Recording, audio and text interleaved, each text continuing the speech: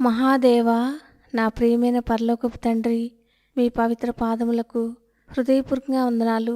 సిలువలో నా కోసం రక్తం కార్చి చనిపోయి సమాధి చేయబడి తిరిగి లేచినందుకు స్తోత్రం. మీ మరణ భూస్థాపన పునరుత్థానాలయందు విశ్వాసముంచుట ద్వారా నాకిచ్చిన మహా గొప్ప రక్షణకై స్తోత్రం చెల్లిస్తున్నాను.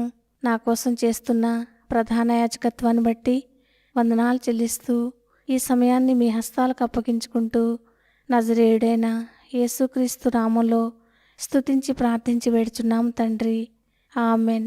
జనవరి 23 ఎడారిలో సెలయేర్లు అనుదిన ధ్యానమాలిక. యెహోవా, నీవెందుకు దూరముగా నిలుచుచున్నావు? కీర్తనల గ్రంథం 10వ అధ్యాయం 1వ వచనం. బాధల్లో ప్రత్యక్షంగా సహాయపడేవాడు మన దేవుడు. కానీ బాధలు మనల్ని తరుముతుంటే చూస్తూ ఉంటాడు.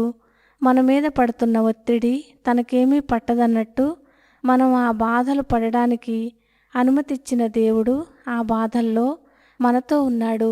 శ్రమల మబ్బులు తొలగిపోయినప్పుడే ఆయన మనతో ఉన్నాడన్నట్టు గమనిస్తాము.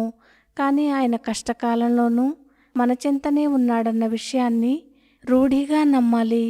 మన హృదయం ప్రేమిస్తున్న మన ప్రభుని మన కళ్ళు చూడలేకపోవచ్చు. అంతా చీకటి, మన కళ్ళకి గంతలు ఉన్నాయి. మన ప్రధాన యాజకుడు మనకి కనిపించకపోవచ్చును గాని ఆయన మన దగ్గరే ఉన్నాడు. కనిపించే దాని మీద కాక మనల్ని మోసపుచ్చని ఆయన విశ్వాస్యత గురించిన నమ్మకం మీద ఆధారపడాలి.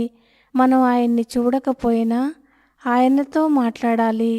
ఆయన సన్నిధి తెరలో ఉన్నప్పటికీ ఆయన మన ఎదుట ఉన్నట్టే నేరుగా మాట్లాడితే నీడల్లో నిలబడి మనలను ఆయన కనిపెడుతున్నట్టుగానే ఆయన జవాబిస్తాడు. నువ్వు నీలాకాశం కింద నిలుచున్నప్పుడు దేవుడు నీకెంత దగ్గరగా ఉన్నాడో, నువ్వు సొరంగంలో వెళ్తున్నప్పుడు కూడా అంతే చేరువలో ఉన్నాడు. దారి తెలియకపోతేనేం, కష్టాల కారు చీకటైతేనేం, నీడల్లో నాకు తోడు, నీ కోమల పాదాల చప్పుడు. దేవుడు ఈ మాటలను దీవించునుగాక. ఆమెన్.